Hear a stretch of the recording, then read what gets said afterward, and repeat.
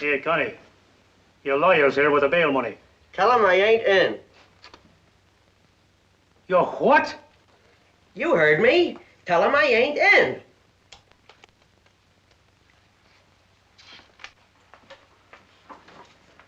That man with a pencil is the real star of this picture. He was a writer, many kinds of a writer, a social critic, a humorist, and a technician. His name was William Sidney Porter, but you'll remember him by his pen name. That's part of our language now, O. Henry. I'm a writer too. My name is John Steinbeck. I've always believed that a writer should be read, not seen. But O. Henry's dead. He can't speak for himself. I wonder if he would if he could. Remember O. Henry's safecracker, Jimmy Valentine?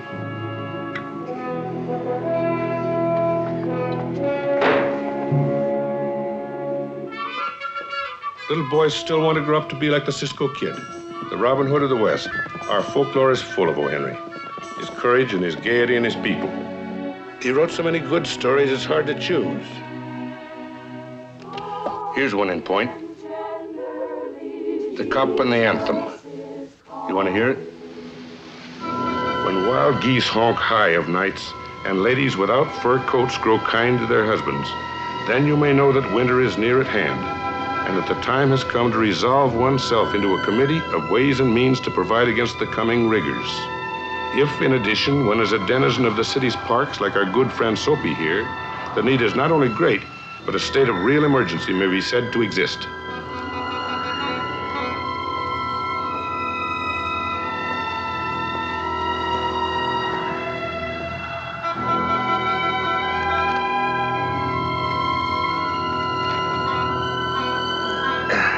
Yes, officer. Certainly. At once.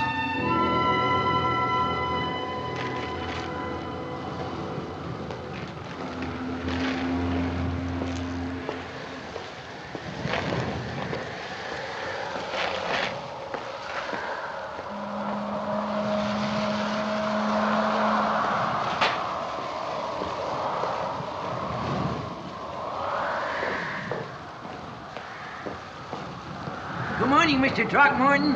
Ah, good morning, Truesdale. Kinda chilly, ain't it? Bracing, my boy, bracing.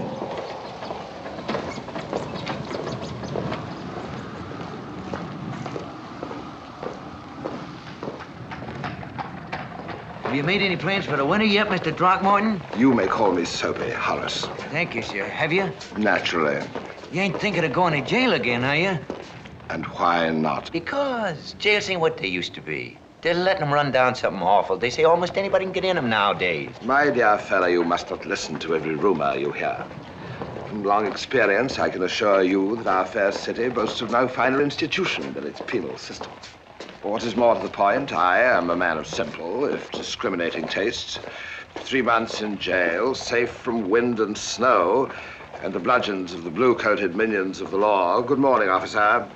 3 months, I say, are of assured bed, board, and congenial company at the city's expense, are all that I ask of life. I don't know, Soapy. To me, jail's jail.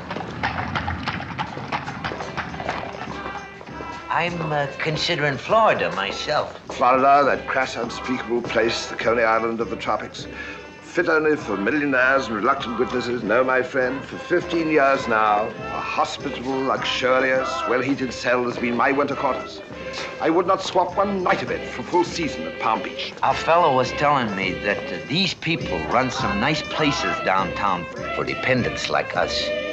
Bringing in the sheaves. Charity, no thank you. I'll take the law of philanthropy any day. For every benefit received at the hands of charity, one must pay, if not in coin, at least in humiliation of spirit. For every bed, there is the toll of a bath. Nor may I add, does the law insist on prayer morning, noon, and night? How you gonna work it this year, Soapy? Oh, there are devious ways, my friend. Wait here.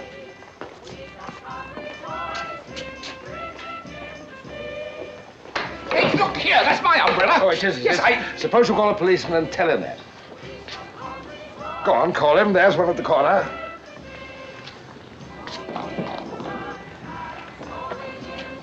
Why don't you call him and tell him I took your umbrella? All right, if you don't, I will. Officer, I'm sorry. But you know how these things happen. I picked it up in a restaurant this morning. By mistake, of course. If you recognize it as your umbrella, I hope you'll excuse me. Dirty crook. Well, there are other ways, my friend. One of these being first to satisfy the inner man. Shall we go?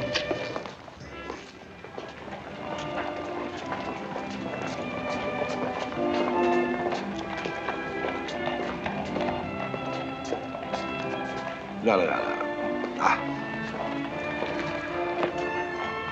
What are you gonna order, Soapy? How about some roast marrow duck to begin with, accompanied by a bottle of Chablis wine, provided, of course, the year and vintage are right. Duck for breakfast? Breakfast by all means, after which perhaps camembert coffee and unquestionably a cigar. Under the circumstances, I would think $1 cigar would be just about right. A whole $1 for one cigar? My dear fellow, upon such occasions as this, one cannot afford to be niggardly. Wait for me there on the curb.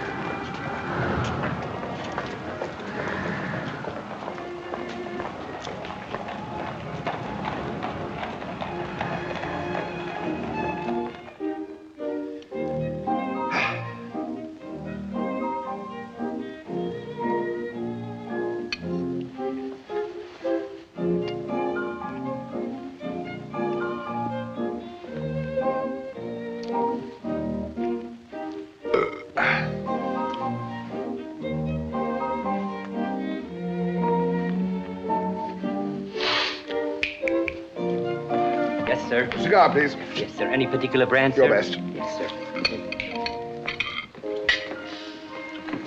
Enjoy your breakfast, sir? Duck was slightly overdone. I do suggest you speak to your chef about that. Oh, yes, sir. Certainly, sir. It's inferior. Is this your choice brand? Yes, sir. It is. Allow me, sir. Will there be anything else, sir? Just my check, please. Yes, sir. The check. Yes, sir. Check coming up.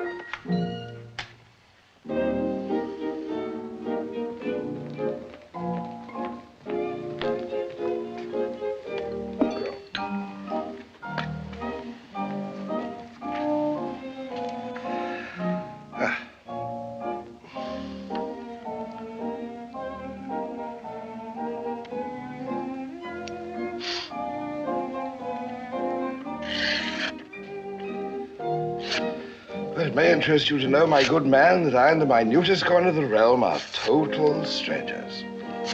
How's that? I said I was broke. Don't just stand there with your adenoid showing. Go and call a cop. What's the matter? He says he isn't going to pay for it. He hasn't got any money. No money? No money.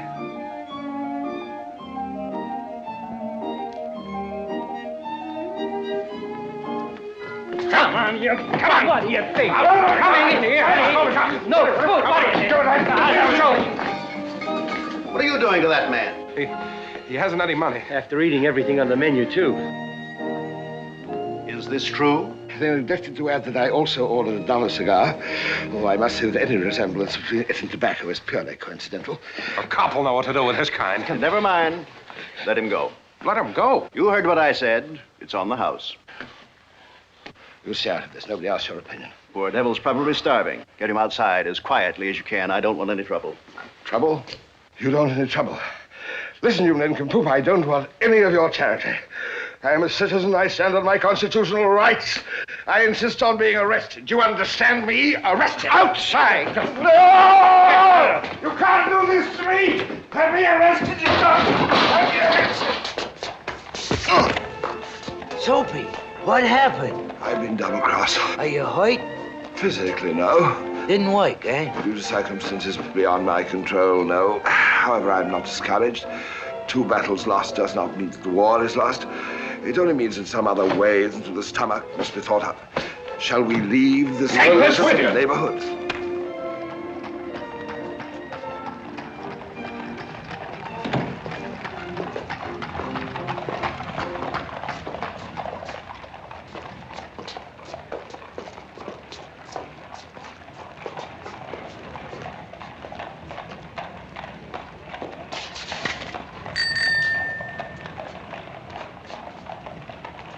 Are you hurt? No, thank you. Gosh, your umbrella. You all right? I ought to report you for this banana. Oh, I'm sorry, sir.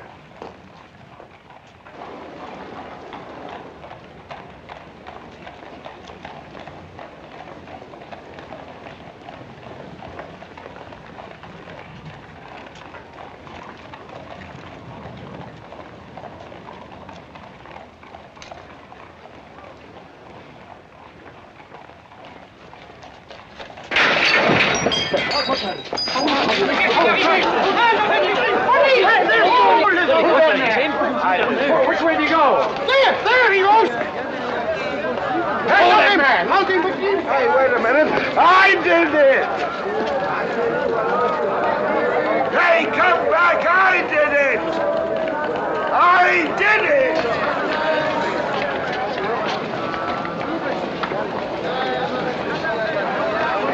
Excuse me, you forgot this.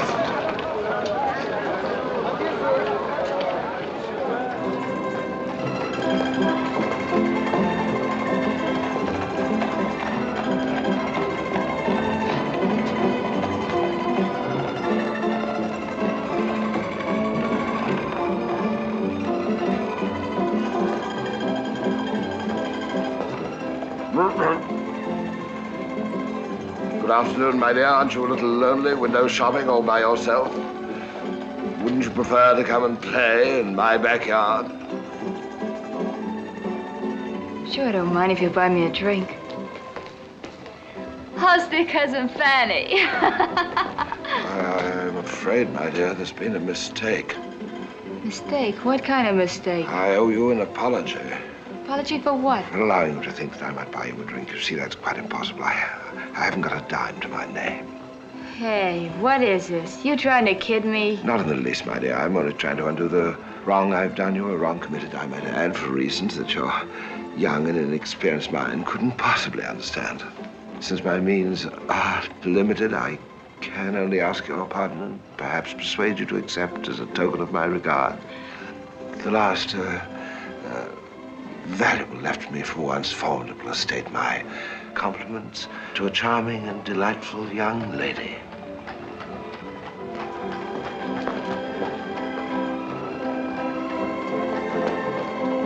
What's going on here? What's happening? He called me a lady.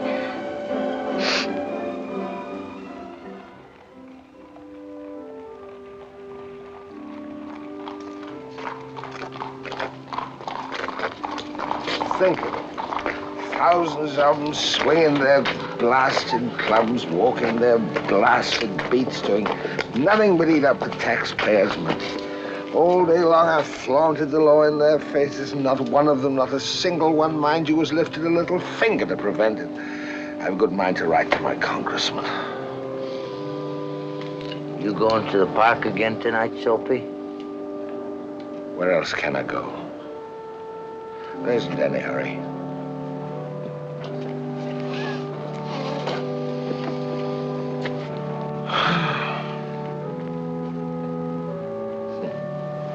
Listen to the music. I seem to remember that tune from somewhere.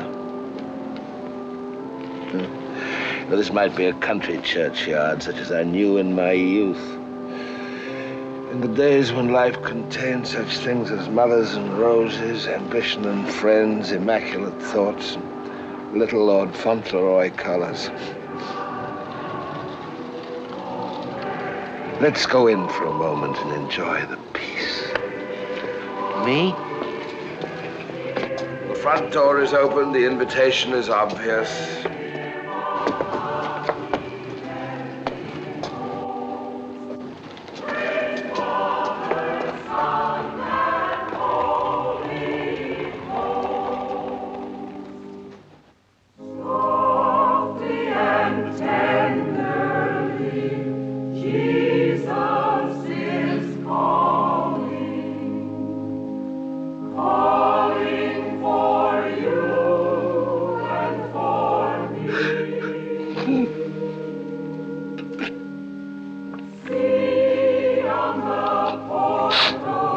What's the matter, Soapy?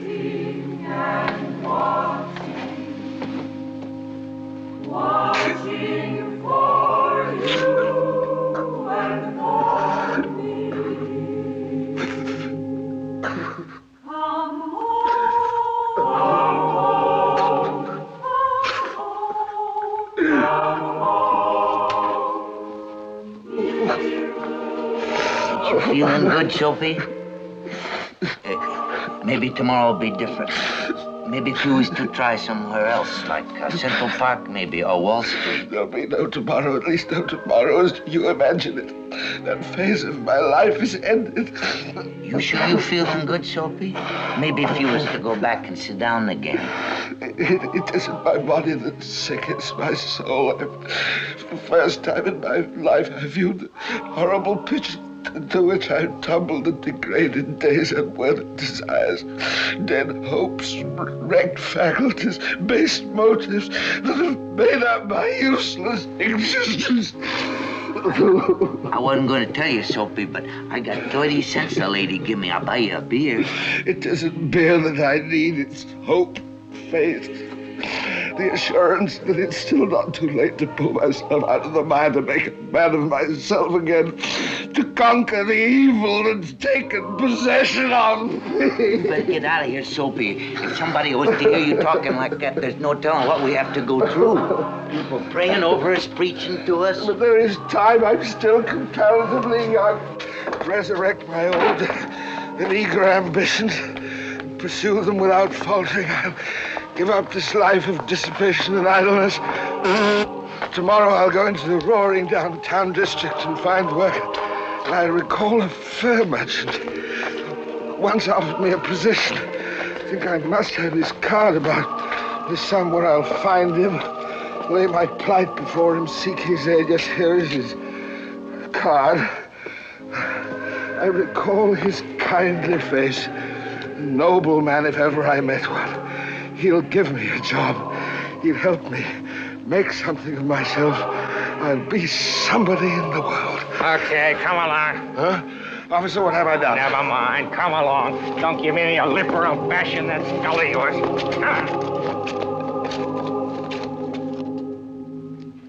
Loitering, eh? Guilty or not guilty? Your Honor, if it pleases the court. Oh, one of those argumentative types, eh? Where did you pick him up? Coming out of church. Church? Your Honor, I just stepped in to refresh my soul. I'd just undergone the most salutary spiritual experience. I'm a reformed man, and today I'd planned to apply for a position. Find any candlesticks on him? Oh, no, Your Honor, I assure you. Maybe he was trying to rob the poor box. Oh, no, Your Honor. I didn't find a thing on him, not even a dime. 90 days. For what? Vagrancy. No visible means of support. Next case.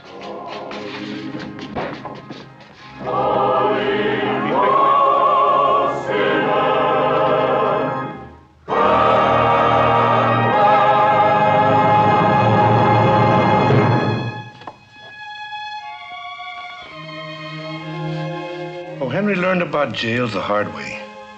In jail. He did his research on an iron cot, listening to his cellmates.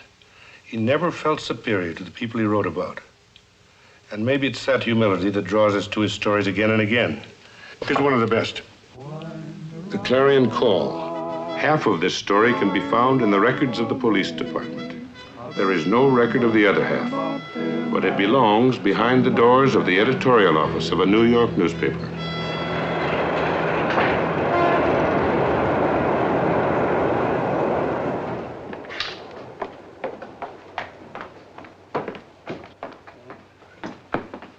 Well, welcome back. How'd it go? I got him there. Good. 18. Hi, Chief.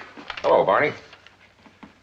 One counterfeiter, delivered to federal prison, Leavenworth, Kansas, and I'm bushed. No wonder. Long trip, handcuffed for 5 days. Not that long. I took the handcuffs off outside Newark. It was an old man of 70 going in for good. That train ride was his last chance to stretch his legs. You look tired. Take some time. Lay out till Monday. Thanks. They found some more counterfeit in the old boy's shoe. Warden ducked and asked us to turn it over to downtown Treasury. $100 bills. Beautiful job. Almost perfect. They trapped him on the picture. The old goat parted Franklin's hair on the left side. Said it looked better. You signed for it. You keep it. We'll send it down Monday. Get some rest. Thanks.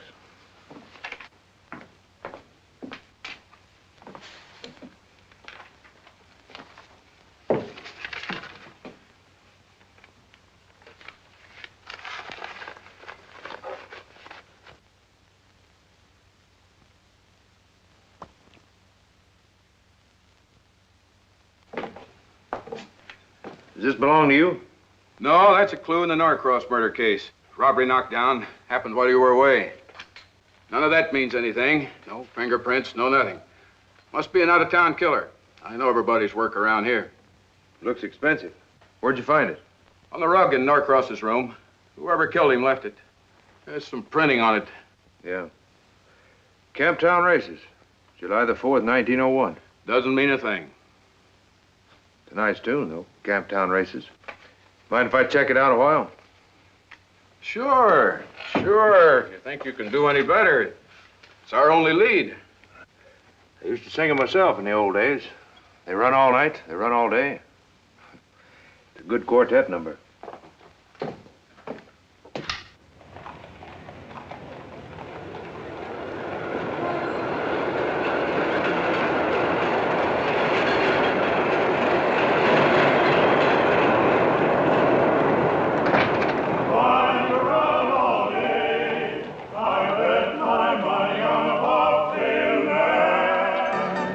You happen to know Johnny Kernan? Who?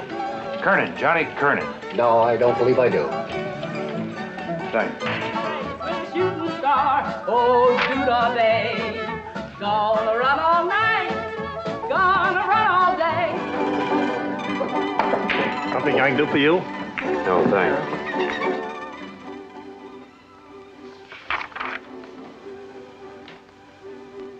There. It's Johnny Kernan. But he's only been registered a week. Maybe it isn't the same one.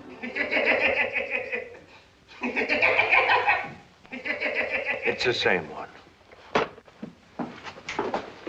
Look, I'm not full owner.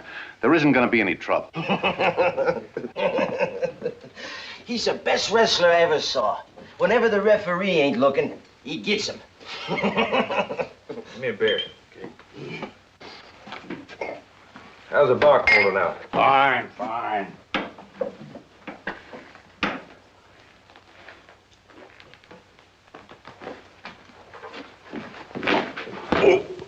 Guess who? Guess who? Go ahead, guess. Guess who? Guess who? I don't have to guess.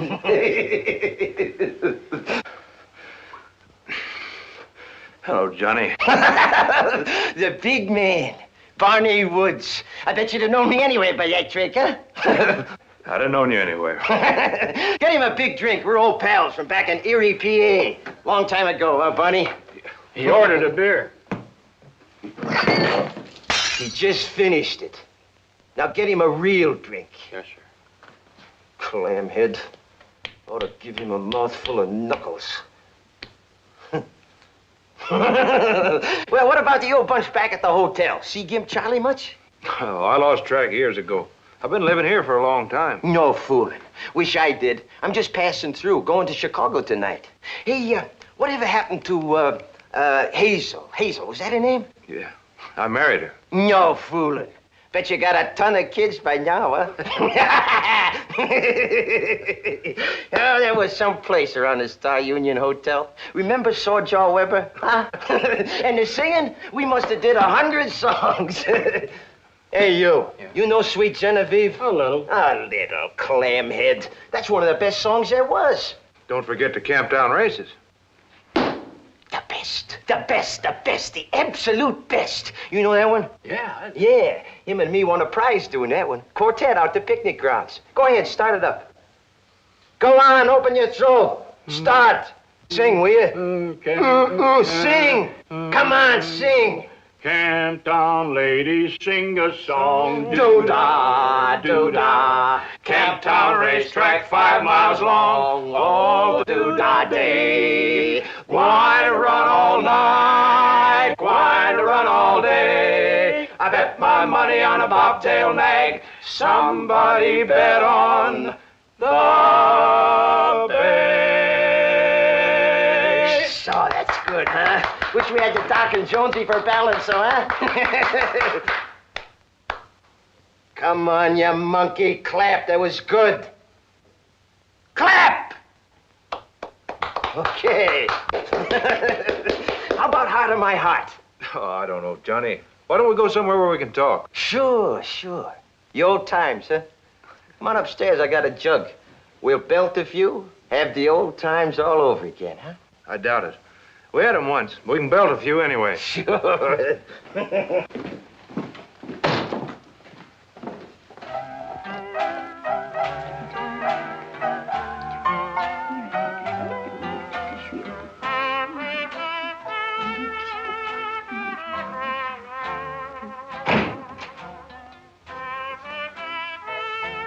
What are you doing here? Get out, get out. Go to your room. We want to talk. Can I stay and talk to Move, Johnny? I'll knock some of that fat off here.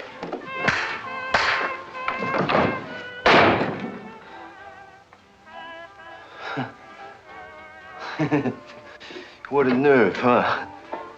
What do you want? The kitten. I got to have something to do. Yeah, kitten. There. Now get out. Now, where's the food, huh? Yeah, here it is.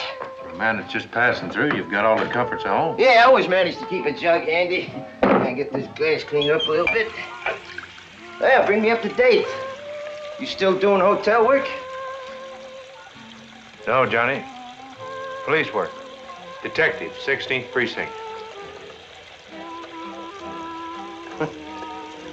Well, what do you know? Honor bright. Now, you got the right training. I still remember Barney Woods, best speller in the 3rd grade. What about you, Johnny? Still as restless as ever? I managed to live. We can't all be good spellers. Here. I'll trade you. It's yours. Mine's at home.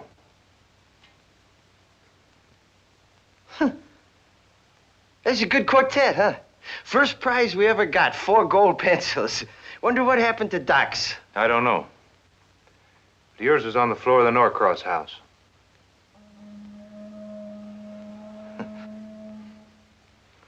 Pack your linen, Johnny. Wait a minute, friend. I can still take you.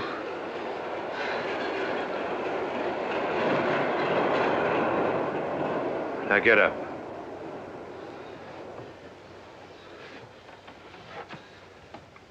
Get out of that coat.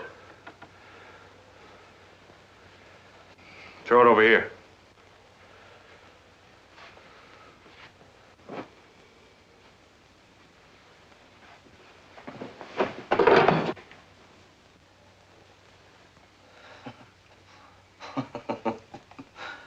I always was born a few minutes ahead of you, Bonnie. Where'd you get all this steam? I knew you had a little trouble upstate, a little bank work, but murder. Ring off, ring off, ring off. Don't get sentimental about some old guy neither of us ever met. Gun or no gun, Johnny? Wouldn't I have to take you in? Why? Why, huh? You're the only one who could connect me with that pencil. That's right. Then let's pretend this is one you never heard about. Sorry.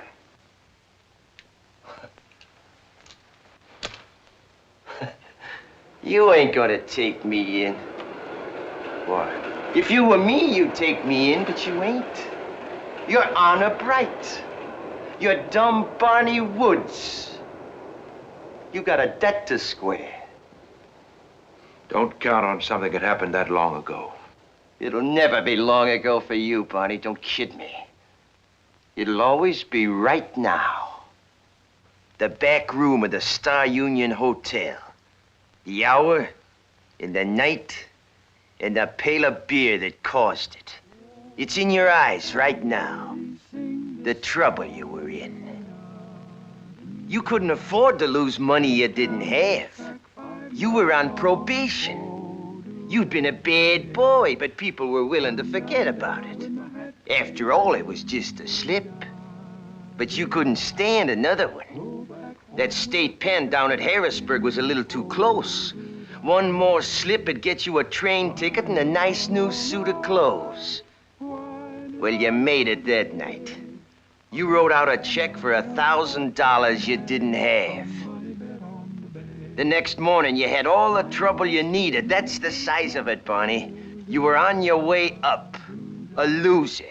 And don't kid yourself, you'd have stayed a loser. 'Cause once they make you walk up an alley, you'd never use a front door again. So I bailed you out. You stammered and said you didn't know when you could pay it back. I said, I'll wait. So I'm waiting. And now I want my 1,000. That's what I said, pal. There'll come a day. And here it is. How about that drink now, huh? Come on, you can afford it, I'm buying. Well, you don't drink on duty, huh? Copper. Look at you. Look at that suit. No shoes. You couldn't pay back 10% of it. What do you make, 40 a month? A little more than that. You were a cop from the start. You've always had your hat in your hand. Is that all? 'Tis if you can't pay up.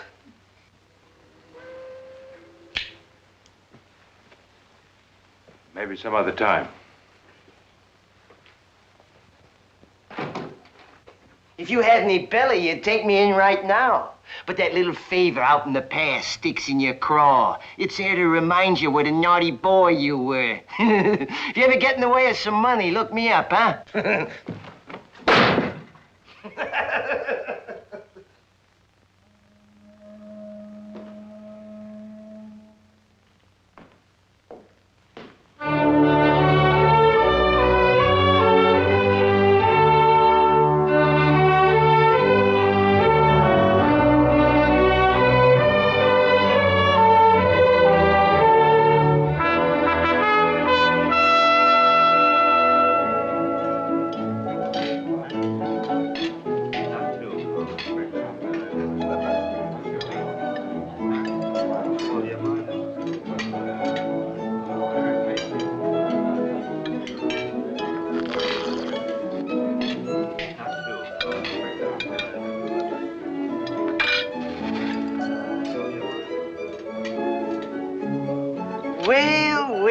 Well, look who's here.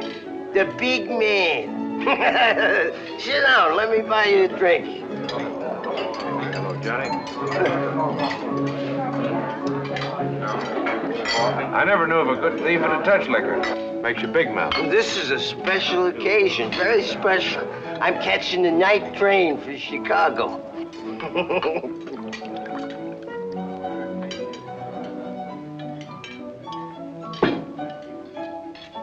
Did you follow me here? No. No, I've got part of the money, Johnny. Nearly $300. I want you to take it. Stop kidding, stop kidding. A debt's a debt. If you give somebody a hand, you don't give him your little finger, you give him your whole hand. It's 1,000 to nothing. Look, how long do you think you can get away with this sort of thing? Take a tip from me. Give yourself up. Put in a plea. Go light. I'm light now. I'm light, can't you see? You're the only one could put a hand on me. Oh, you're all wrong. Police files are never dead, Johnny. Some cop somewhere, he'll get a line on you. Nah. It could be anybody, anywhere. It could be somebody like that. Yeah, they could put a finger on you. Who's that? It's Dave Bascom. He's the city editor of the Clarion Call. Newsboys, bunch of clamheads all up, and they got nothing on me.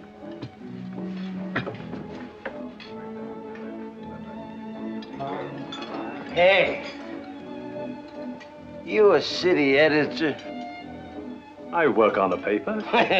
Big bunch of crime solvers, ain't you? What about the Norcross murder? What have you done? We've got a man working on it. Sure. Big crime stoppers. What's he done, huh? What's he done? Did he check with the cab driver down at 34th and 5th? No, he didn't check. Did he check with a lady across the street who saw a man go in the house? No. Clamhead didn't do nothing right. Nothing. Nothing. That all? Ain't that enough? Big crime reporters. Couldn't find a hangnail if they told you what hand it was on.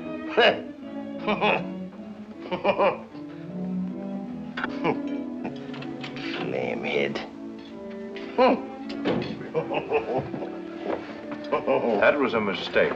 He's one of the best heads on Herald Square. Oh, you don't think that meant anything to you? The cabbie and the lady across the street? I went in the back way. I just wanted to show he was a clamhead, that's all. Afraid you're too smart for us, Johnny.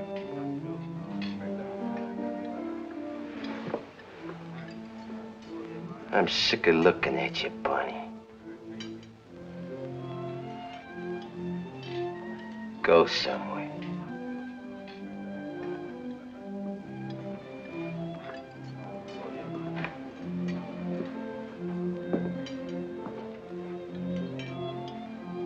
Good luck, John. You don't mean that, pal. No, you're wrong. I wouldn't wish you bad luck. You'll have enough of that.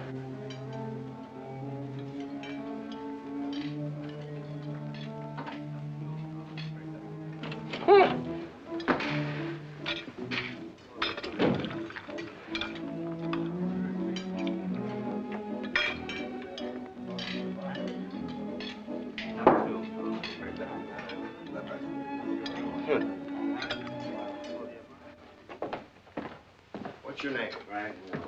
Where do you live? 221 East Street. I thought I told you to take a breather. You did, sir. But I was in the neighborhood. Besides, I've got something I want to talk to you about. It's personal. Sure, I'll be with you in a minute. Look, this is the third time in the last 2 weeks you've been... You're all right. The last time I put you behind bars. You know how it is.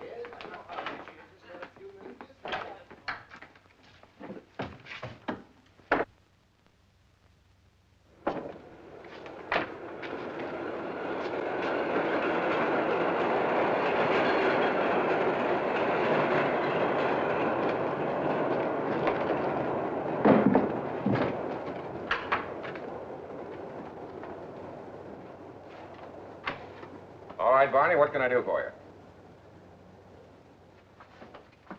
Barney?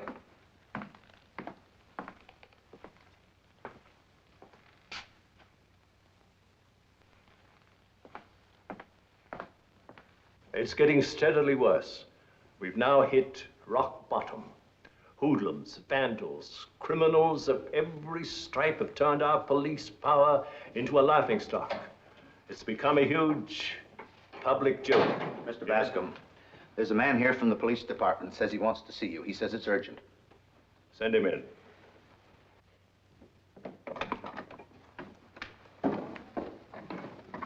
Hello, Barney.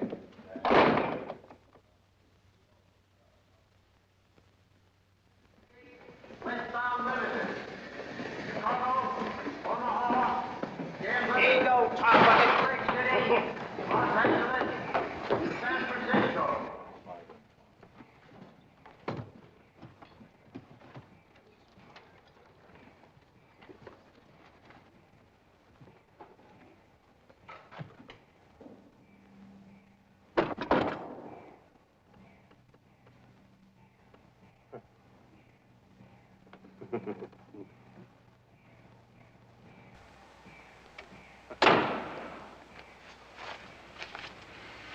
I've got something for you.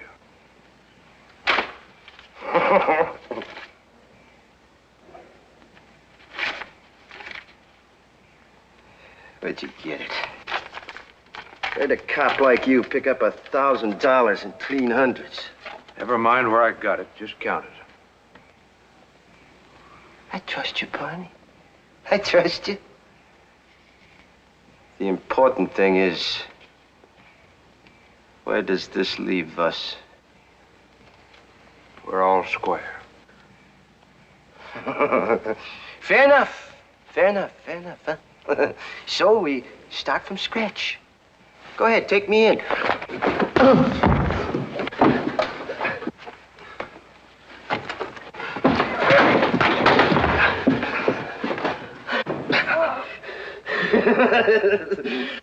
Just so we'll end even. Good luck, Barney. Save your strength. You got a broken firing pin. Up in that hotel room. You don't think I'd give you a healthy gun? Give me that. Get over here. Get out.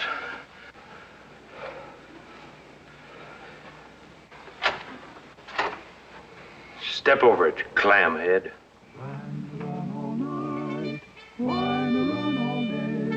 I bet my money on a bobtail nag. Somebody fell on the bay. Wind to run all night. Wind to run all day. I bet my money on a bobtail nag. Somebody fell on the bay.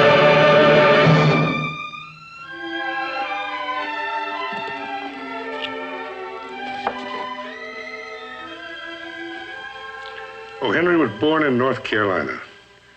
He moved to Texas when he was 20. He bummed all over the Southwest, the Gulf ports, even the banana republics of Central America. He was 40 when he reached New York, and he loved the city. Called it Baghdad on the subway.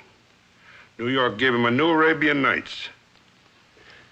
Look at this one he called The Last Leaf. The setting, Greenwich Village. The time, winter. The condition, a blizzard. This was the village of low rents and high art, where poverty and ambition held hands. But also life went on, and death went on, and love went on. And sometimes love stopped.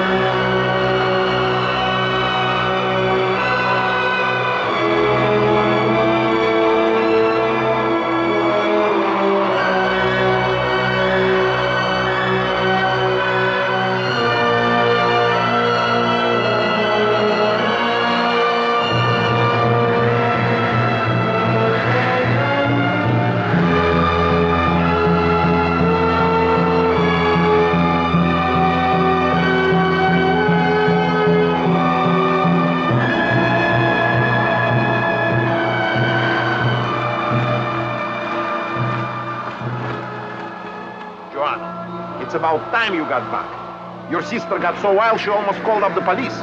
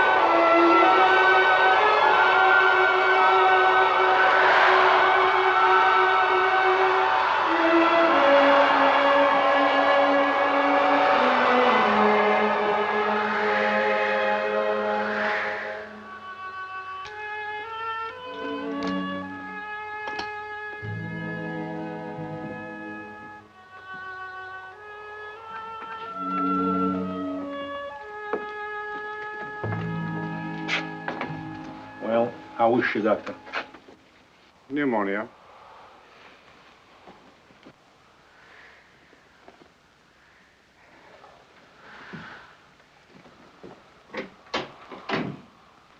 I'll look by in the morning.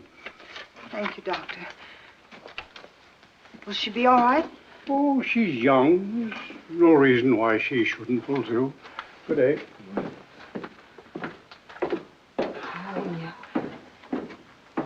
No, because of that actor. I warned her against him 100 times. I know men like him like I know callers. Would she listen to me, to the man who knows everything, who has been every place and seen everything? Mr. Berman, oh, please. yes, I know what you and your sister think of me. Just an old goat who lives upstairs and makes a lot of noise in the ceiling. Berman, will you please now, be wait a quiet? minute. Now, what's the matter with you? Why are you so excited? You heard what the doctor said. She's young, she will pull through, and she'll be all right. And it'll be a good lesson for her. Now, you stay here and I'll take care of this. I was going to the art dealer anyway. Thank you. Mr. Berman, tell the druggist to charge it. Yeah, actors. I hate actors more than I hate the police.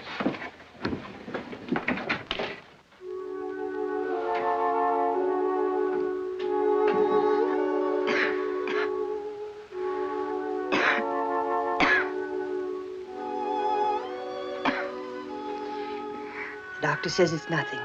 Just a couple of days' rest. Of course, he thinks you ought to be spanked for going out in such weather. Sue, I'm so ashamed. Why should you be? Oh, sure, your pride's hurt now. 6 months from now, you'll be laughing about it if you even remember. Now, close your eyes and go to sleep. I can't. Nonsense. Of course you can. You don't understand. I haven't told you everything. About children and me, I mean. You don't have to. I think I've known for a long time. What you must think of me.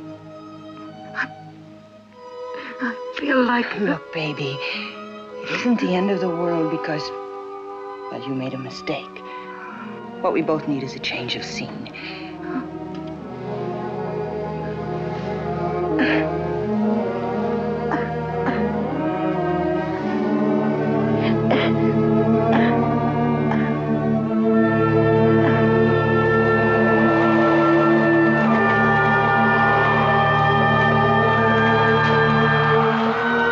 I'll pick it up in 5 minutes.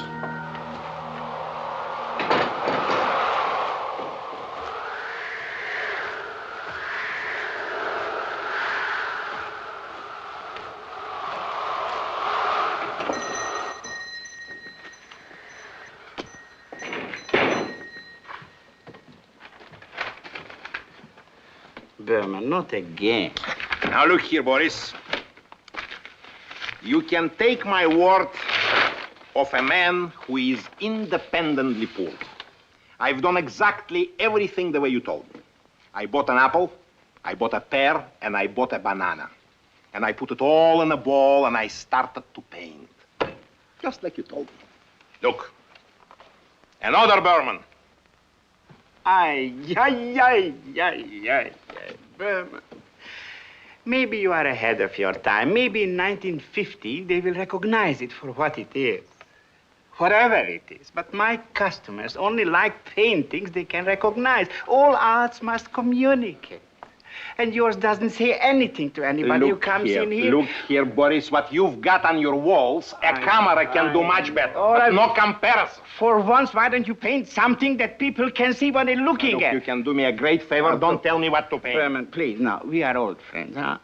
Try again. Go back and paint an apple, a banana, and a pear. I can't. Why not? I ate them. Look here. Would you buy this, Berman, if I give you my sacred word of honor that I will try again? All right. $3. $3 for a Berman? You always paid me $5. Business is bad. Well, then you cannot afford it even for $3. I'd rather starve until 1950, if necessary. $3 for a bomb. What do they think I am? Yeah.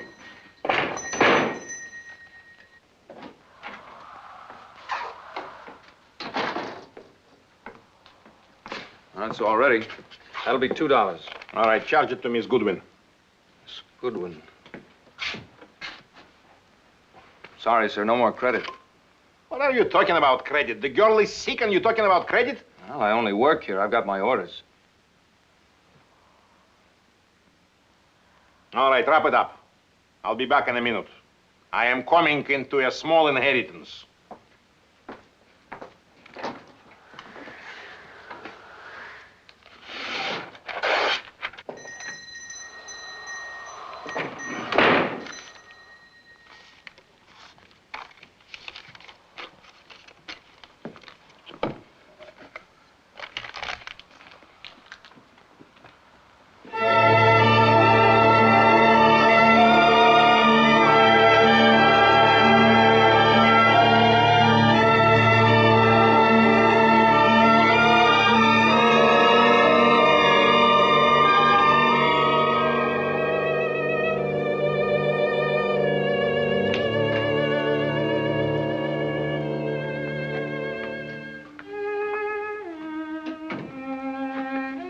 I've treated a great many patients, Miss Goodwin.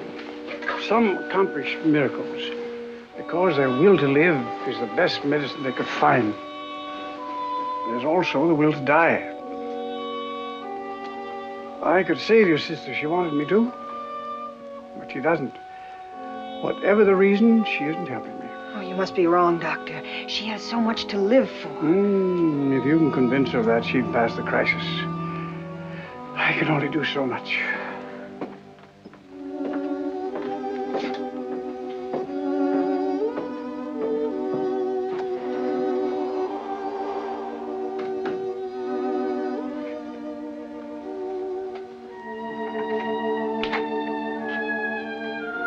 Well,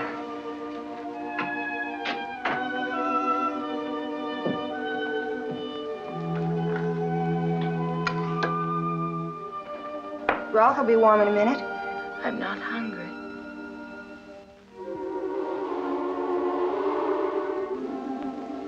Another one. What? No, it's funny. What's funny? Oh, the things you notice when you're ill. Things you never noticed before. Like what? Like that ivy vine across the court.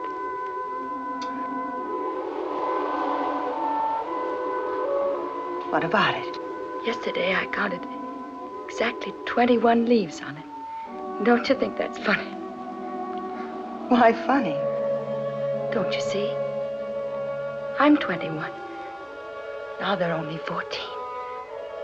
I'm getting younger. In a day or so, they'll all be gone.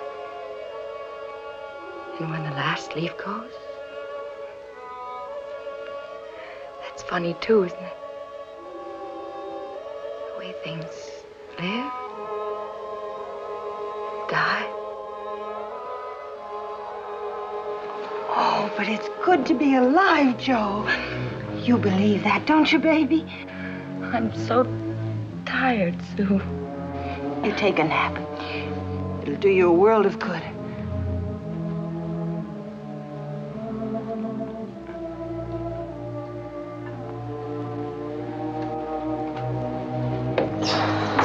Don't do that. I just want to darken the room. I like to look outside when I wake up.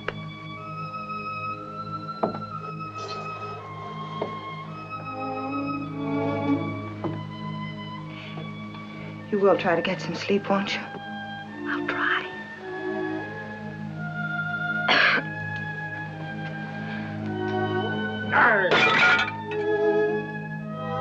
That old goat. Doesn't bother me, Sue. Well, it bothers me.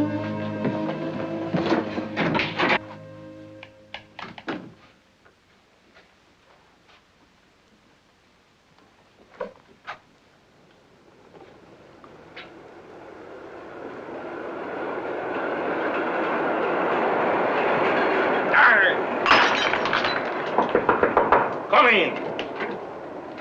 How's your sister?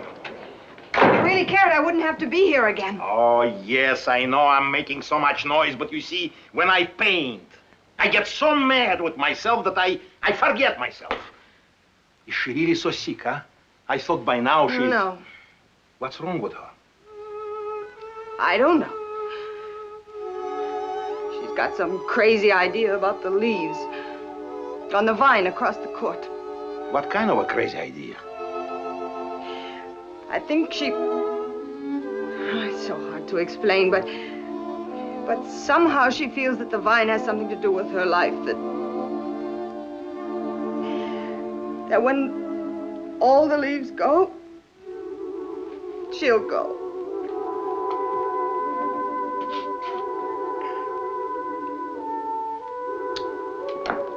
Look, Susan, this is all absolutely crazy. I know it sounds silly, but the way she talked about the vine just now. Look, now you're tired. You haven't slept all these nights, and all this is making you sick too. If you could have heard her. Maybe you're right. Maybe I am beginning to imagine things. Of course you are. Now look, you go to your sister, and I promise you I'll be as quiet as a mouse. A dead one. Hey, no more of these crazy ideas. All right.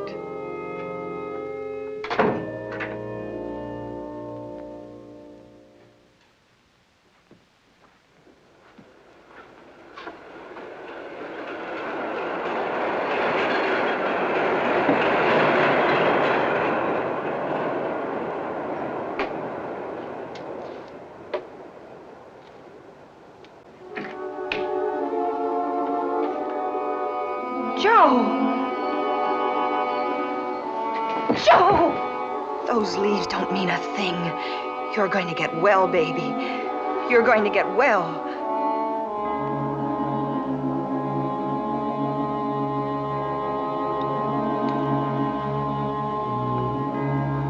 We should know by morning.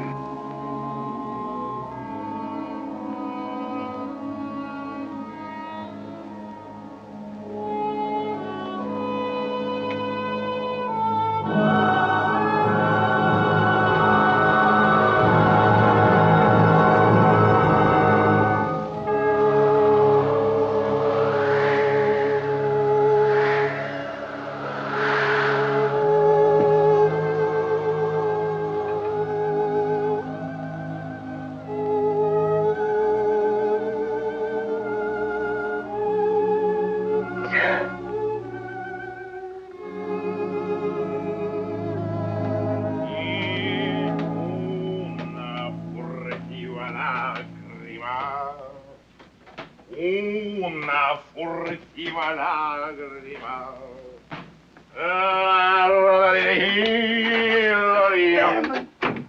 I'm sorry, I'm just a little bit tipsy. Go on, sing. It's a happy occasion. What do you care about Joanna? You've done everything you could to keep her from getting well. I don't ask you to forgive me. I just want you to understand. Please, go away. It's only today that, for the first time, I finally realized what I really am. A $3 painter. No more, no less. My paintings, they've got nothing to say to nobody. And I know why. It is because I got nothing to say. And when an artist knows it, there is nothing left for him to do but just to drown himself.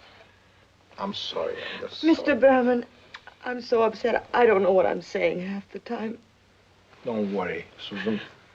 You really didn't say nothing that wasn't true. But what are we going to do? I was right about the leaves. There's just one left now.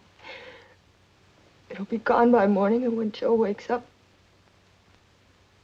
But that kind of thing can't happen, can it? It just can't happen. Have courage, Susan. And if a prayer of an old goat will help, your sister will get well. Don't worry, she'll get well. She'll get well.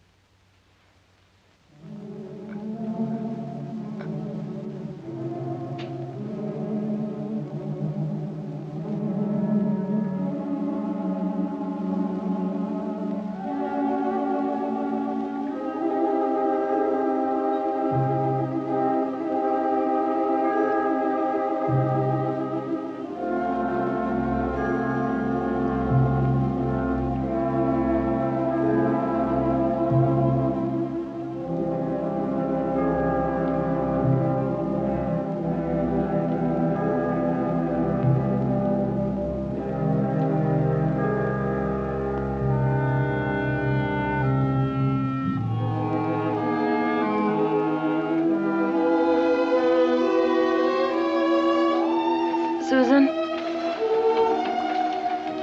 Here I am, Joe. Let me see the leaves. No, not now. I want to know. Later, Joe.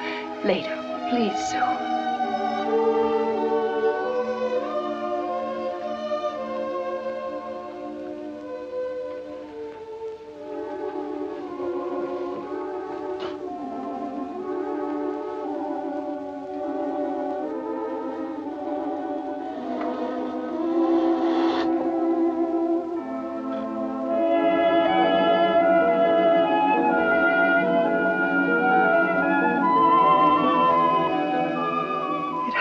Joe. Right through the storm. Isn't that something? And if one brave little leaf can do it, you can do it too. How do you feel? I'm hungry, Doctor. Well, that's the first sense you've made in days. Some broth?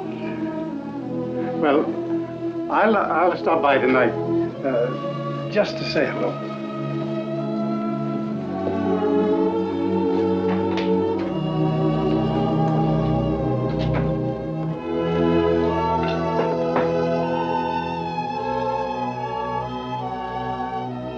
Sue?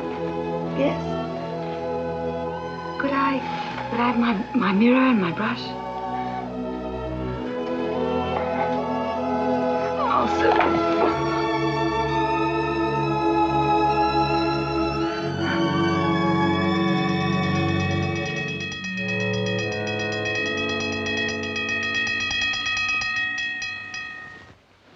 What's going on?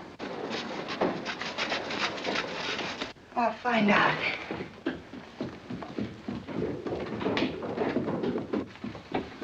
What is it, Mrs. O'Brien? Why, the old man. That artist fellow upstairs in 3B. Mr. Behrman? He was drunk last night and staggering around in the snow. I saw him kneeling on the ground as though he were a dog or something. What happened? An old man his age in the snow for hours. His heart gave out. They found him this morning. He's dead. Oh, he was crazy. Like all them artists. Imagine, in the middle of the night, he come and asked me for a lantern. Oh, but he was a nice old coot at that, you know.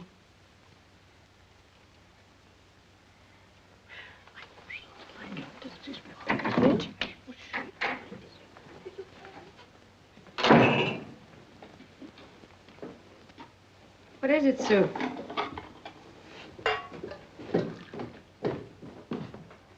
Behrman? Yes. What happened? He died last night. Oh. Poor old Behrman. Yes. Poor old Behrman. Won't be the same without all that noise upstairs. Stomping around, breaking things every time he finished a painting. He was a good friend of ours, Joe.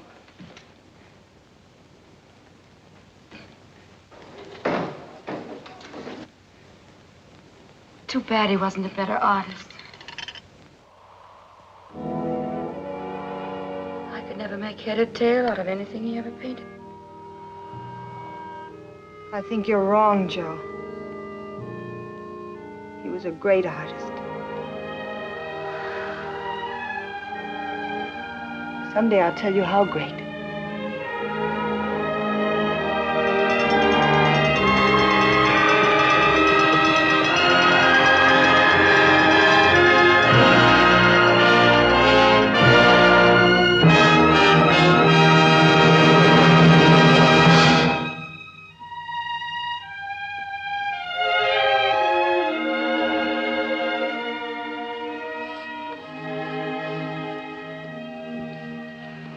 O. Henry had been at one time or another druggist, cowboy, bookkeeper, reporter, editor. To O. Henry, no one was too good to slip or too bad to climb. Consider the ransom of Red Chief. It happens in rural Alabama in the early 1900s.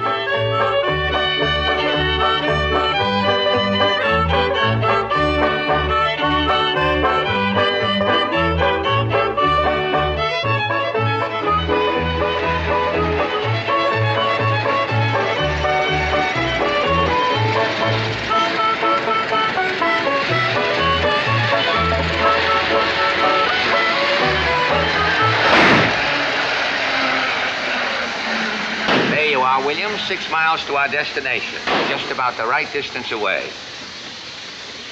Let's take a look over this way.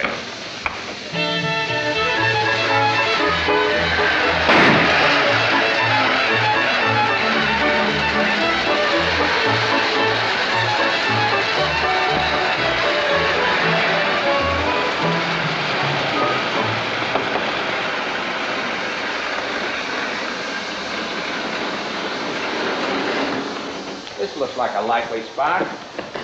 Not to me. William, this is a perfect hideaway. Look, a cave, running water, all the comforts of home. I don't like any place that hasn't got a door on it. A nice, quiet spot to spend a few days. And nice. Slick. Have you ever slept out of doors? William, don't tell me you're afraid of the country. Slick, there's nothing I'm not afraid of. Especially the country. Why, every time I see a... What's that? What is it?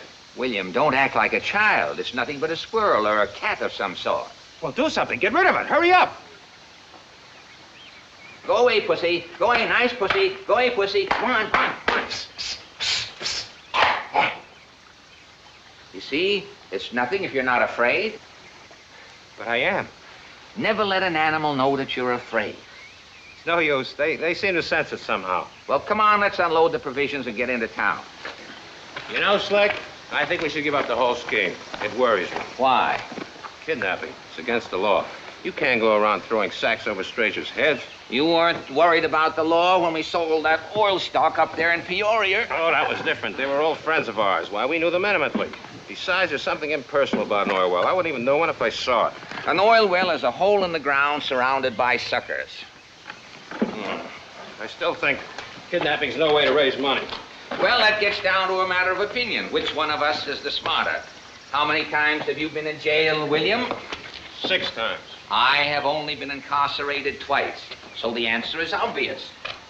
I don't like it. It involves children. William, we need money. We have all that little Bonanza gold mine stock you had printed, and we can't sell it without a nugget. Now, Joe Collins has a nugget that's as big as a cobblestone. We've got to raise enough money to buy that nugget.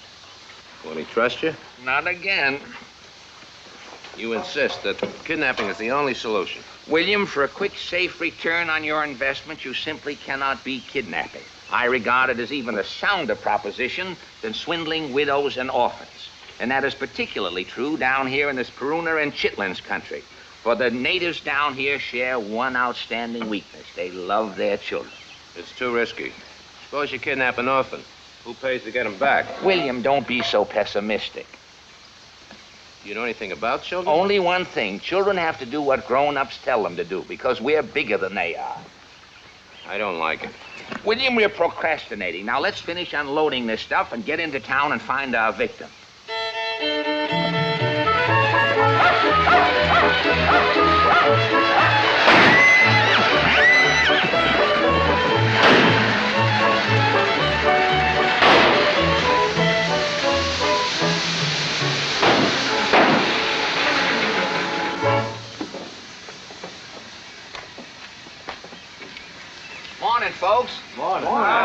Hey, we'd like to get a little water for our car. Why, sure. And some information, please. Pete'll get you the water. What do you want to know, mister?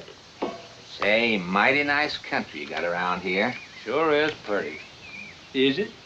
Say, if a person wanted to buy some of this land, who'd he have to see? Why do you want to buy the land first? What do you want to raise? Well, Ain't good for much. You want bottomland or hill country? Which is better? Well, it depends upon what you want it for. Bottomland. Reckon Ed Dorset could fix you up. Yeah, he's foreclosed on about as much land as anybody else. Why do you want to buy the land first? Eb Dorset. Which Dorset is that? Well, there ain't only one Dorset, and that's Eb. Yeah, he married the Yarborough girl. Why do you want to buy the land first? Married the Yarborough girl. Say, I seem to remember that. Was that union blessed with any issue? What did you say? Have they got any children? Well, You know, those little objects people get after they're married? yeah. Well, I reckon you could say they have, in a way.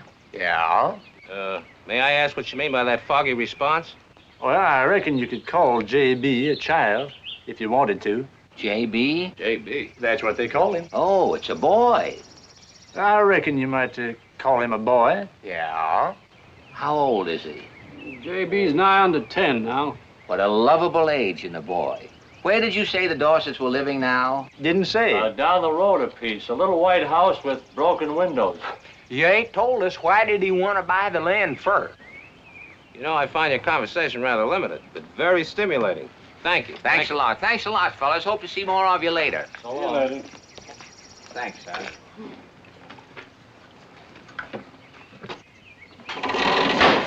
Ellie Mae, you better lock yourself up in your room until them Yankees get out of town. Pa. What did he say that place was? A little white house with broken windows. Oh, yeah.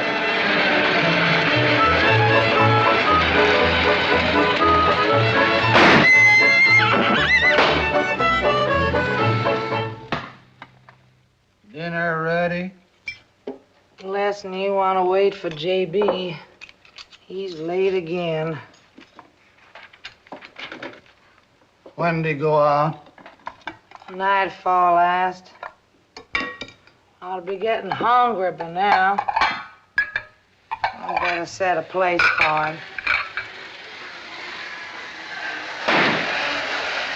Yeah, he's coming now. Ebenezer? 2 men just drove up in a motor car.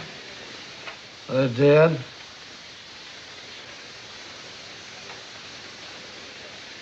Well, I'll be. Now they're putting a sack over J.B.'s head. No. Now they're toting him away.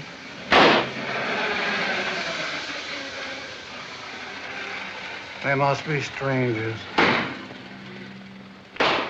More than likely.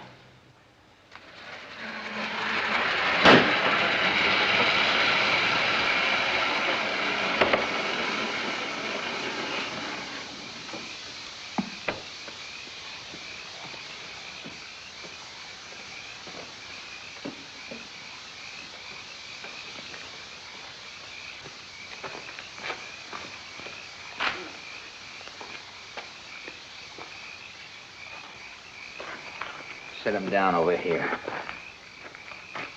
Are you all right, J.B.? Now, J.B., if we untie you, will you promise to behave yourself and not run away? Did you hear me? I said, did you hear me? Are you frightened?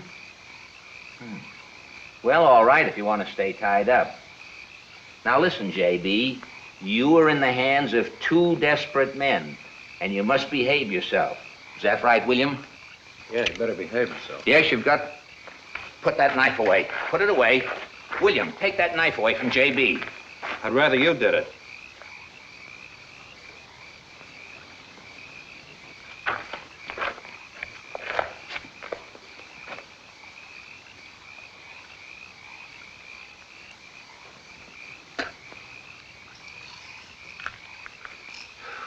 J.B., William and I have decided you may keep the knife.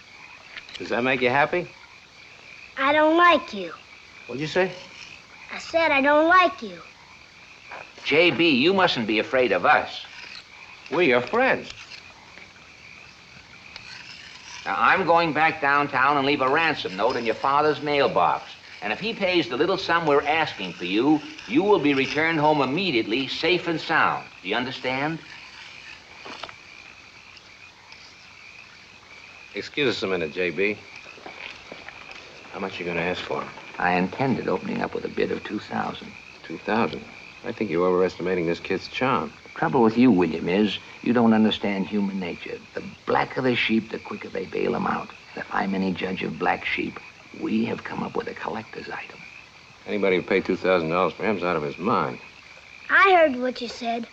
I don't like you, but you're not dumb. Thank you, J.B., thank you. You know slick money isn't everything. I'm convinced 2,000's too much. Perhaps you're right, William. I'll cut it to 1,500. I'd better get along. I'll drop a note in the Dorset mailbox the minute it gets dark. How long will you be gone? Good heavens, William, don't tell me you're afraid to stay here with this child. Slick, why don't you stay and let William go? Very practical No, idea. it's too late, J.B. Our plans are all made. Don't you think it'd be better if we tied him up again and we'll both go? Look, you just build a fire, give J.B. something to eat, and make friends with him.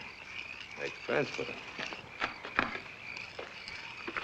Just hurry back.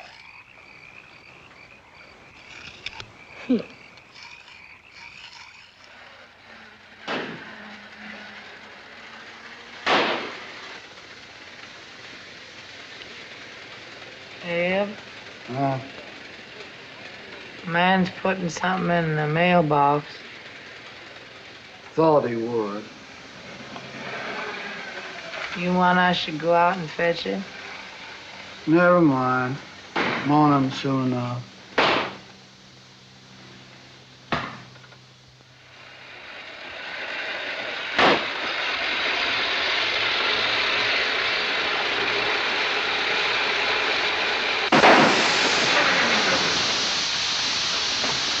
William, the ransom note has been delivered. There's nothing to do but await results. How have you and J.B. been getting along? Slick, stay where you are. Don't make any sudden moves.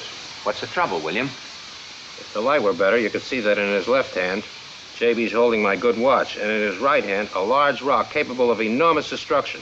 Please don't do anything rash. Now, J.B., is that any way to act? I ask you. It won't do any good to talk. Yes, J.B.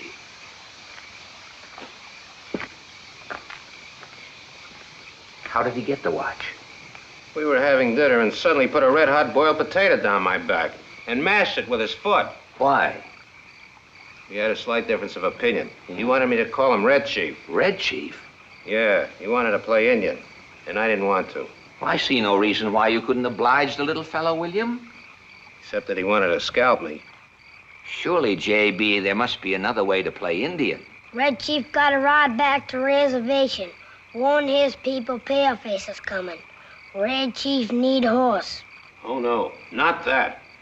If William is your horse, will you give him his watch back? After Paleface horse. I won't do it. I refuse. I'll speak to an Indian, J.B. I'll way uye the orse, I ilwe abgre the archway. Etge the ifne ute. What Paleface say? William will be your horse, J.B. All right, William? Slick, stay there. Horse right there. How far is it to the reservation? 10 miles to the reservation. Maybe there's a shortcut. Oh! Slick! No fair! Keep quiet, keep No quiet. fair! Keep still. No fair! Now stay over there. There you are, William. I got his knife, too. No reason to let a child get the best of you. That's true only in theory. Now, J.B., we'll have no more of this nonsense. Paleface lie. Fool Red Chief. Red Chief never forget. Something tells me our triumph is only temporary. Paleface not dumb. Thank you, J.B.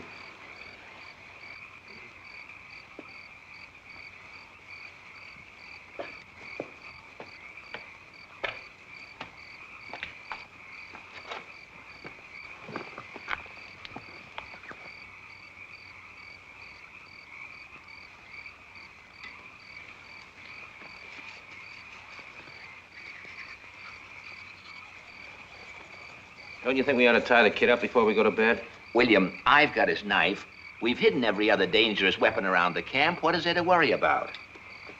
Do you remember what he said before he went to sleep? Yes, nothing. I heard what he said. Do you remember? Yeah. What was it?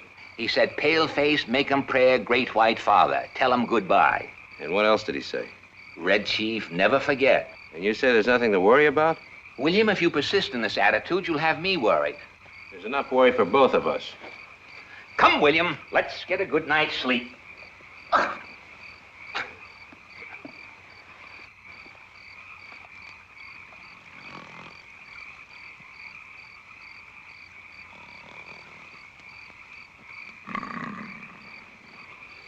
Red Chief, never forget.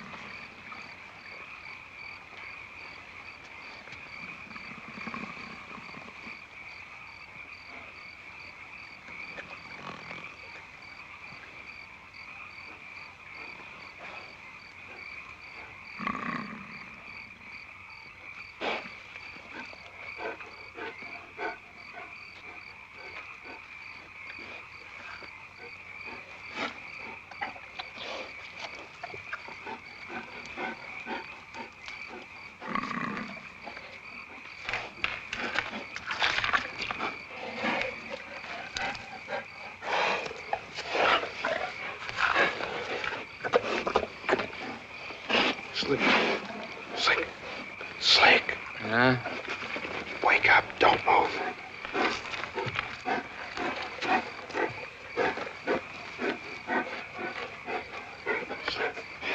Show him you're not afraid.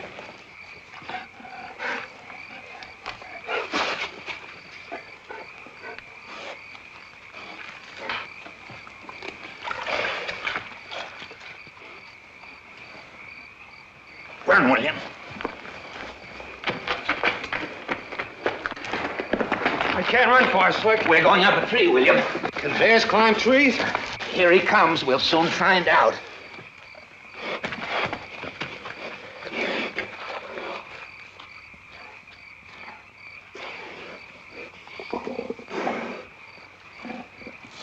William, I think it's a cinnamon bear. I don't care what flavor he is.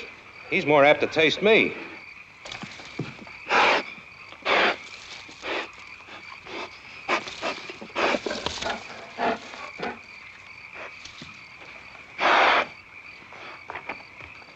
Hey, Paleface, you want Red Chief to get the bear out of here?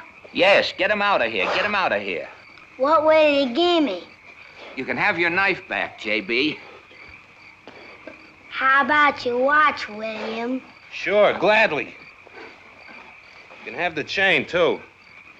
Slick, I'll take your watch, too. Yes, J.B. Coming up right away. Just get him away.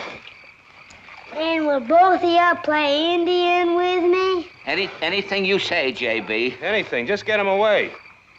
All right. Go on, get out of here. Go on. Get out of here. Oh, go on, get out of here. Ooh, yeah. Go on, get out of here.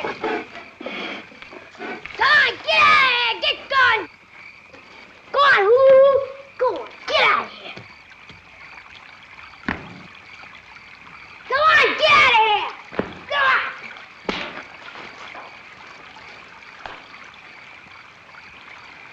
All right, you can come down now.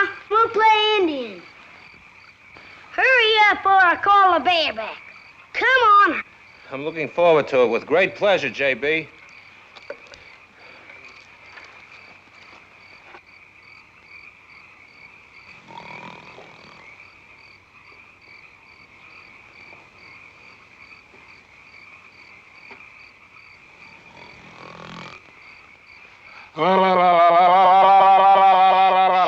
William, Shh, William.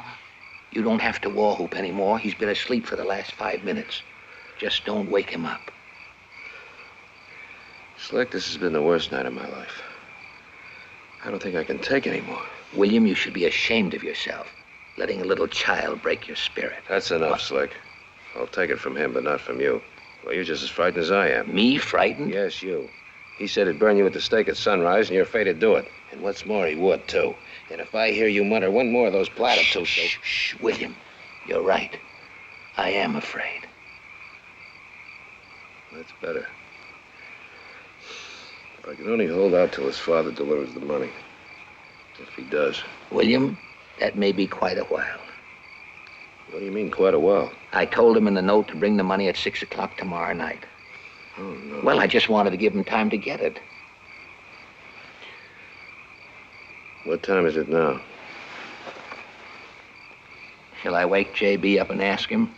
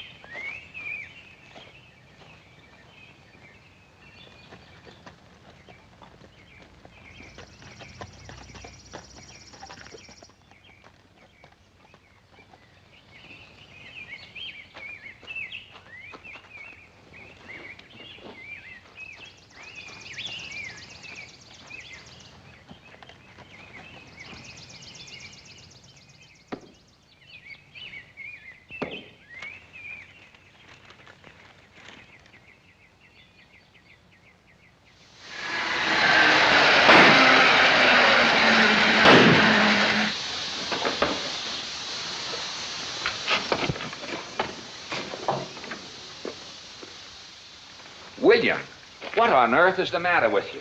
That's a silly question. Where's J.B.? Probably out digging worms for our supper.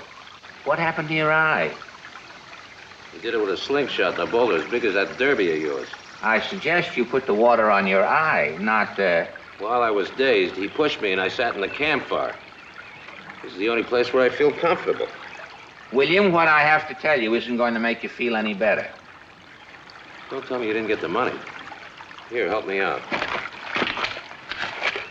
No, William, I didn't get the money. Slick, forget the 1,500. Take 1,000. 500, you can take it out of my share. Look what he did to me. Yes, I see what you mean, but wait till you hear this. This is from J.B.'s father. Says, gentlemen, that's us. My heart goes out to you. As a token of my sympathy, I hereby offer you a counter proposition. For $250 in cash... He's crazy. I will take J.B. off your hands. We won't pay it. We'll just go and leave the little monster here. I'm afraid he's thought of that, William. It says, for your information, I am the sheriff of this county. Oh, no. And there is only one road out of where you are now. What'll we do? If my proposition interests you, gentlemen, I suggest that you bring J.B. back after dark, as otherwise the neighbors who have been celebrating his loss may do you a harm. Signed, Ebenezer Dorset. Have you ever heard of such rustic, unmitigated impudence? I think his father's a spendthrift to make such a liberal offer. After all, what's $250? $250? William, that's every penny we have. Slick, I beg you. I urge you, I implore you. It's only money. Please pay it. All right, William, if you insist.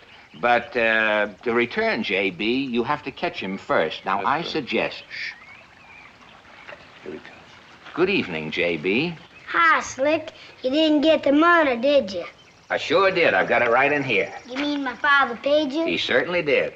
Let's see. It's right in here. Just look right in there. There you are. Now, don't move, J.B. You'll get hurt. I've got you, J.B. Ow! Ooh. I give up. I give up. Okay. Here, William. For me? Thank you, J.B. William, I've changed my mind about you. You have? That's nice. I still don't like you, but now I think you're dumb. Why? That stuff you're holding. You mean these flowers you gave me? Part of it's flowers, but the rest of it's poison ivy. Poison ivy? Why, you... William. Just once, No, please. William, I forbid it. William, William, time. no, William, control yourself. 220, 225, 230, Pa, 230. I don't want to stay here. I want to go away though. Twist his arm, Ebenezer. I'll be good. I'll be good. 235, 240, 245. Y'all better take another look, mister. That last $5 bill is a 1. Please, Slick. Say you're right, madam. Thank you for correcting me. 245, there we are, $250. Have you folks thought of investing this cash in a good, safe property? Please, Slick. How far is it to the state line? It ain't far. You think you can hold him? Well, I ain't as strong as I used to be, but I think I can promise you at least 10 minutes. Would be very grateful. Goodbye, J.B. Goodbye, J.B. Goodbye, Slick. Goodbye, William. I hope I see you again. There's only a bare chance, J.B. Don't count on it. You got a gold mine in that, boy. Is anybody coming? Not a sign. But don't slow down. Outwitted by a mere child. You have no brains and I have no courage. An unbeatable combination. Slick, what do we do now? Get out those little Bonanza gold mine certificates. I wouldn't have the nerve to sell that phony stock now. Pull yourself together, William. What is a confidence man without confidence?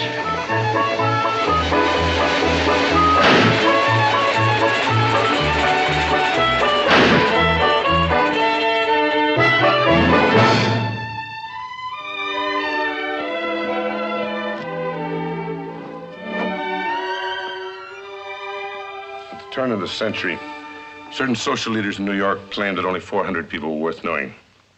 In disagreement, O. Henry wrote a volume he called The 4 Million. He thought everybody was worth knowing. Now the very term 400 is almost forgotten.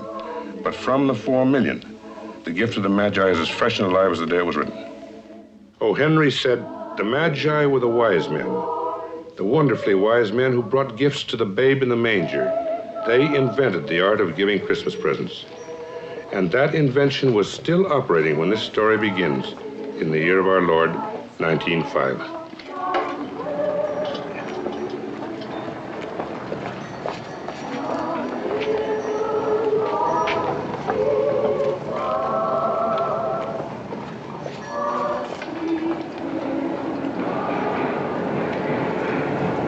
Good morning, Mrs. Young. Oh, good morning, Mr. Schultz. How is your lumbago? I said, how is your lumbago?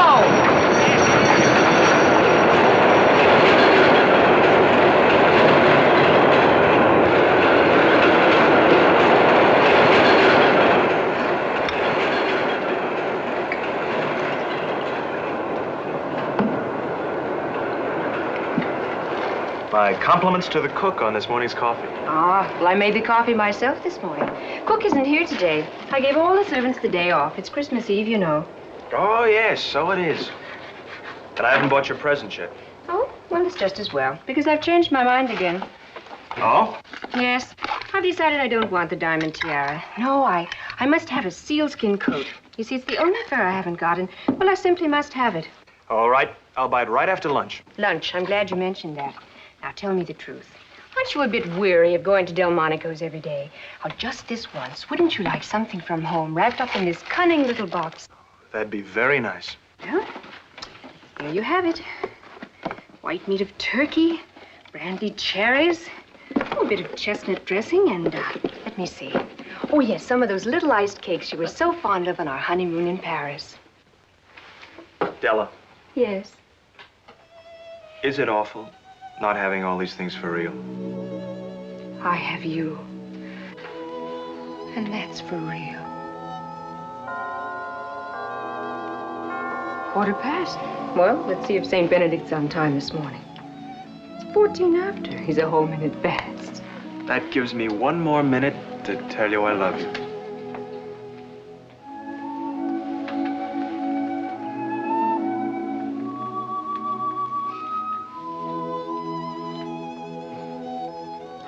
Oh, Jim. Oh, now you know. I'll just have to put it all up again. I remember the first time I saw you, just a year ago. At Mr. Crump's Christmas party. And I thought, someday I must take out the pins and see that hair fall down around her waist. Oh, for that I'd be willing to marry her. Why, Mr. Young, what an improper thought. Not at all. I was so glad I went to that party. I saw you almost at once, and I thought to myself, if he's married, I shall ask her to give him up. Mrs. Young, what an improper thought. Not at all. I thought no one would introduce us, so I asked you for the time, remember? And you brought out your beautiful watch, and I thought, oh, he must be very rich. And for one wonderful moment, there was no one at that party but you and me. No one in the world but you and me. You and your wonderful hair. And you and your wonderful watch. It is handsome, isn't it? The handsomest in New York. You should have a platinum fob to go with it instead of this leather string. Jim? Why, that solves it. Your Christmas present. I've been wondering what to get you.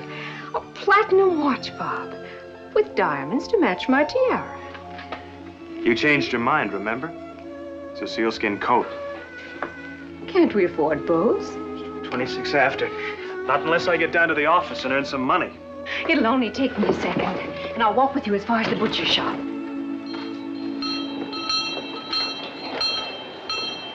How's your lumbago, Mr. Schultz? It's better today, thank you. Good morning, Mr. Oh, well, it's your last day tomorrow. You can stay inside where it's warm and take care of yourself.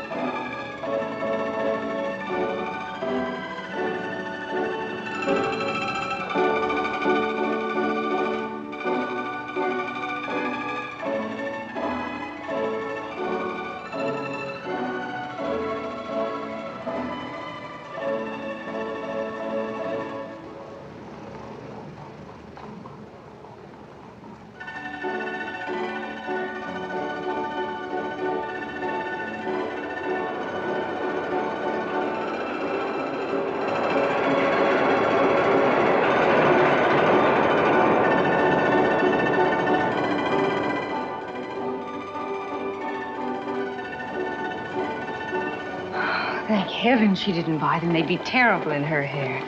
They once were worn by a Chinese empress. Cost $25. Jim, how do you... I priced them day before yesterday. I thought maybe if they weren't The too diamond tiara will look much better with the sealskin. Now, come on, you'll be late for work. Well, what would you like for Christmas dinner? Now, tell me, aren't you getting a little tired of turkey? How about a goose stuffed with apples or a duck with orange sauce? They're whatever you like. Surprise me. But don't stay on your feet too long. You know what... Mrs. Schultz said a walk every day was good for me, and she's had 7.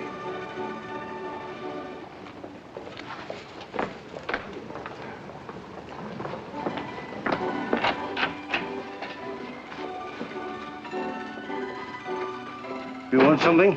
Oh, I'd like a pound of ground chuck beef and a half pound of sausage. Will that be enough to make a meatloaf? Just for 2 people?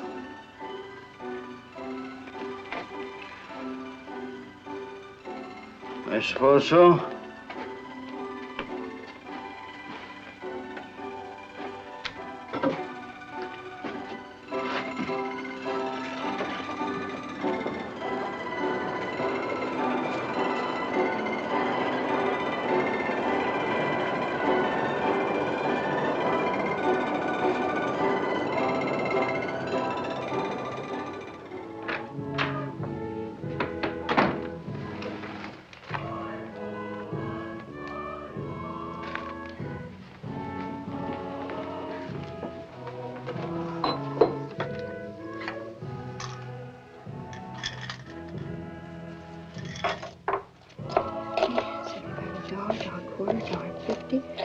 60, 75, 80, 85, 86, 87.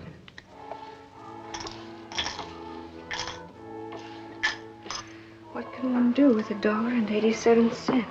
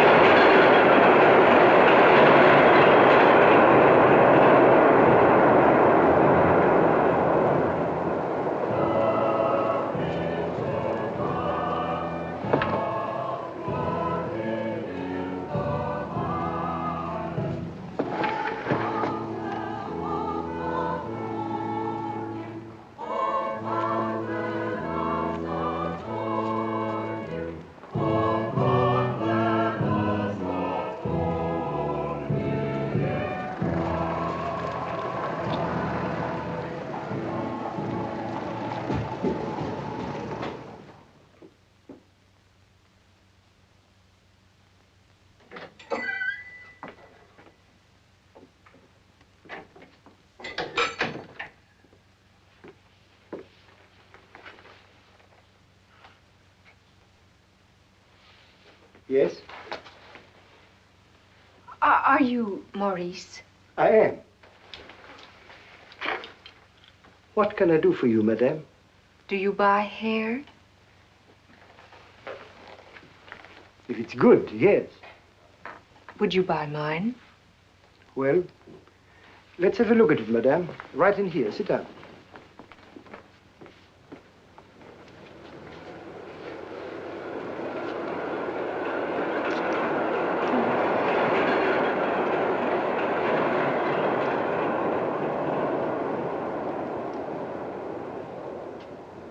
Oh, madame. Oh, it is magnificent. It is beautiful. Such quality, such beauty, such sheen. It is not bad. I will give you $20. 20? I mean, couldn't you please make it just a little bit more? Say $22.50? 20 is my price for this particular length and thickness. Take it or leave it. Well, can you cut it quickly so I won't change my mind? Oh, naturally, madame. Naturally. Let me see. Now, it is better if you close your eyes.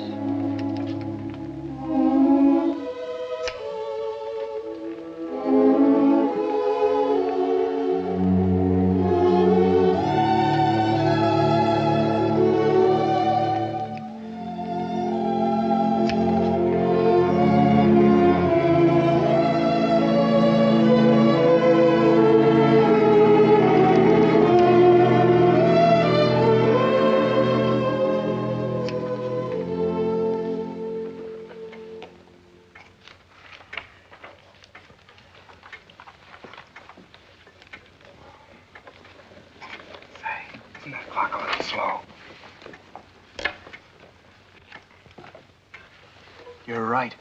That clock's 4 minutes slow. Mr. Young. Yes, Mr. Crump. You show a great deal of interest in the time. Yes, sir. I might remind you, the time is what I'm paying you for, at $17.50 a week. Yes, sir. 54 hours a week, that's nearly 33 cents an hour, approximately half a cent a minute. That's right, sir. Time, young man, is money.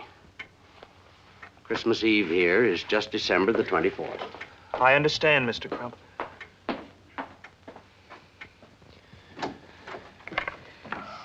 For 2 cents, I'd... How much is 2 cents? 4 minutes. I was counting on his letting us off early today. I've got to get a present for Margaret. What are you going to buy for your wife? I don't know. It all depends on the size of our Christmas bonus from old Crump. I don't think it'll be $500. 500? Not likely. That's what a sealskin coat costs. Tell me, Bill, why does a woman want to wear the skin of a seal? Who knows? Shh, she's coming back. Gentlemen, your attention for one moment. I'm sorry to announce that because business has been very poor this year, as you who keep my books must know, there will not be the usual Christmas bonus. However, because I've dispensed with the usual Christmas party, I am adding per capita the cost of that party to your checks. Each of you will receive an extra $3. Merry Christmas.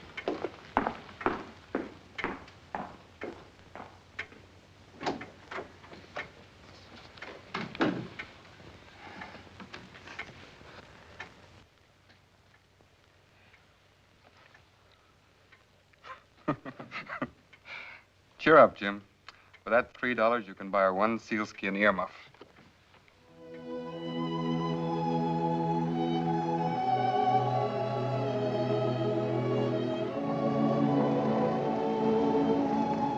Genuine platinum. He is pretty, nine? For your husband. He is quiet, but he's of real value. Yes, that describes him exactly. Oh, I thought you meant Jim, my husband. Maybe I did. He must be a good man if you marry him. Oh, thank you. It's the only fob I've ever seen that's as beautiful as his watch. It's not just an ordinary watch. It was his father's and his grandfather's, and it will be handed on down to... Well, that is, if we have a son. And you will. You will have a boy. This fob will bring you luck, I bet you. Mr. Menke, all I have is $21.87, but I do so want to take the fob home with me tonight. Could I pay you the rest later? What is this later? Do you think I'm squeezing blood out of a stone? For you, I make a special price. $20. Oh, Mr. Menke. Oh, thank you. Thank you. Mr. Schultz, did I wish you a Merry Christmas? I don't know, maybe. I think so. Well, I want to. I want everyone to have a Merry Christmas, even Santa Claus.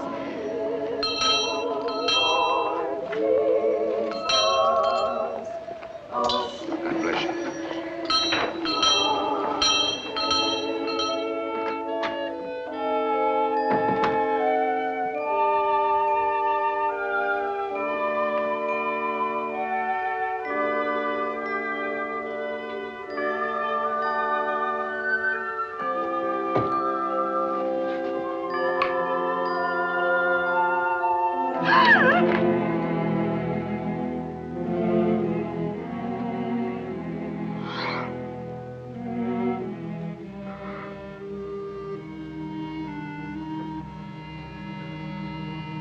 Oh, dear God. Let him still love me. Please let him still love me.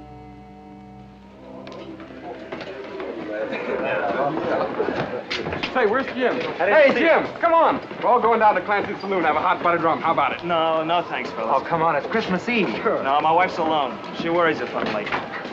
Merry Christmas. Merry Christmas, Jim. Christmas to you. Poor fella henpecked, isn't he? You ever see his wife? No. Excuse me. You should be henpecked so nice.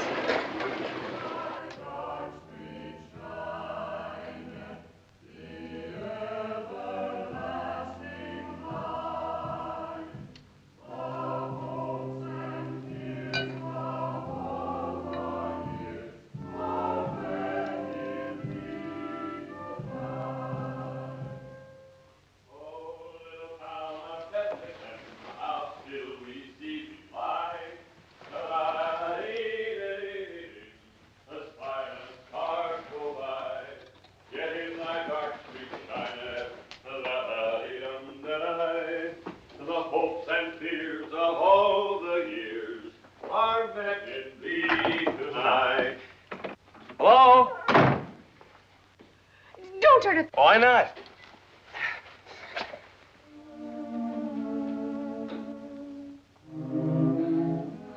Oh, Jim, don't look at me that way. It'll grow out again. You know how fast my hair grows. But what? I cut it off and sold it because I couldn't have lived through Christmas without giving you a present. You cut off your hair? Yes, and sold it. Why, it doesn't matter so much, does it, Jim? I'm still me without my hair. I can't believe it. Your hair, it's gone. You needn't look for it, Jim. It's sold, I tell you. Oh, Jim, tell me it doesn't matter. Tell me I look all right, even if you don't mean it. Tell me. Oh, say Merry Christmas and open your present, darling. Oh, it's all right, darling. It looks fine. Oh, it'd take more than a haircut to make me love my girl any less. Honestly. Honestly. I stopped on my way home and bought something for you. Oh, Jim.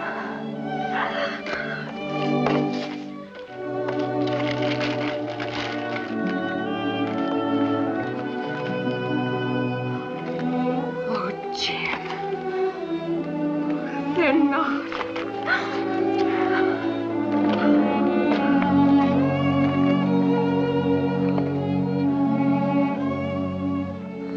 My hair grows so fast, Jim. By spring, I can wear them.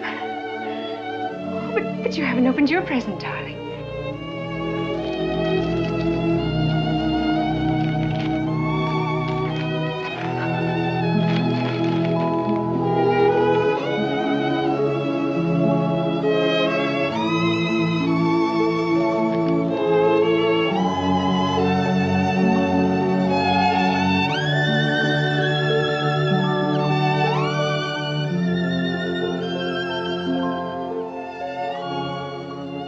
Isn't it beautiful? You'll have to look at your watch 100 times a day now. Put it on. Put it on and let's see. Della, darling, why don't we put our Christmas presents away for a while? They're much too nice to use just now.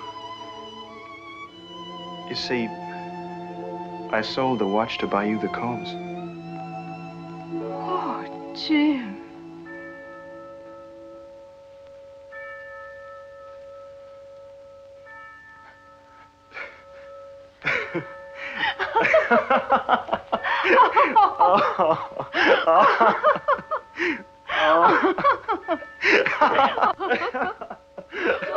Oh.